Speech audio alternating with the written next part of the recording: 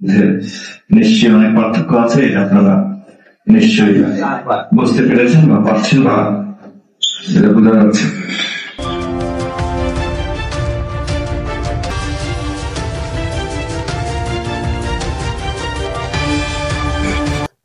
আমার পয়েন্ট হলো আপনাদের সব পয়েন্ট গুলো নিয়েছি। একটা জেলায় সম্ভাবনা যেমন আছে, বিশেষ করে মৌলভী জেলা সম্ভাবনা প্রচন্ড সম্ভাবনার একটা জেলা, সম্ভাবনাময় একটা জেলা। আবার আমরা বিভিন্ন চ্যালেঞ্জের মুখোমুখি হচ্ছি, এটাই সামাজিক কারণে বলেন সামরিক ভাবে বাংলাদেশের প্রেক্ষাপটে ঢাকা শহরের যেই কয়টা পর্যন্ত বলেন সেখানে দাঁড়িয়ে আমরা খুশি দিই বাংলাদেশের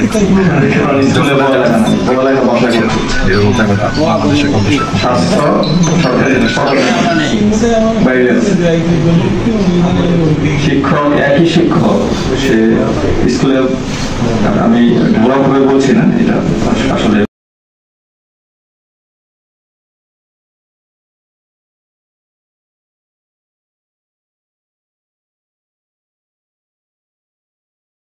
মহান সৃষ্টিকর্তা রাখবেন। তো চেষ্টা করে যাবো আমি আমার তো আমাদের যাওয়া বয়সের প্রত্যেকটা কর্মকর্তা, আমি এই কথা আপনাদেরকে বলতে পারি, তারা জনগণের সাথেই থাকবে, আপনাদের সাথেই থাকবে।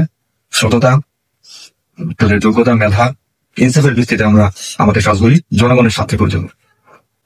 এখানে অনেকগুলি পয়েন্ট এসছে, সেক্ষেত্রে আমি প্রথমেই বলেছি একটা বোঝা মাথায় নিয়ে আমি এসেছি, সেটা হচ্ছে নির্বাচন। এই নির্বাচন আর 10টা নির্বাচনের মতো না, এটার বৈশিষ্ট্য অনেকে হয়তো জানেন। একসাথে হয়তো 2টা নির্বাচন হওয়ার কথা, গণভোট হওয়ার কথা, পাশাপাশি জাতীয় নির্বাচন হওয়ার কথা।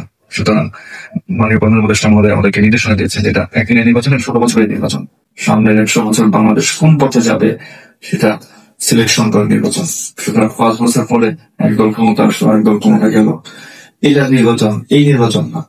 তো আমার মোস্ট প্রায়োরিটি জায়গাটা এখানে আসলে এই নির্বাচনের যদি আমরা ঠিক মতো সুস্থভাবে নিরপেক্ষভাবে করতে পারি, তাহলে এই পজিশন সার্থক উন্নয়ন হবে এই সন্দেহ।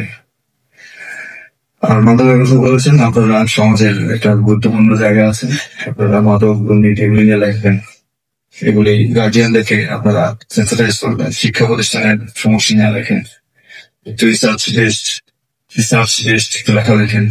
তো যাক, আমি আপনাদের সময় নষ্ট করবো না। আমার কাছে মনে হয় যে জনগণের পাশে সবসময় জনগোষণ আছে, ছিল এবং চলে থাকে। আর সকল ভালো কাজে আমি ব্যক্তিগত ভাবে না, এই প্রতিষ্ঠান আপনাদের এই প্রতিষ্ঠান সবসময় জনগণের কাছে আপনাদের পাশেই থাকবে।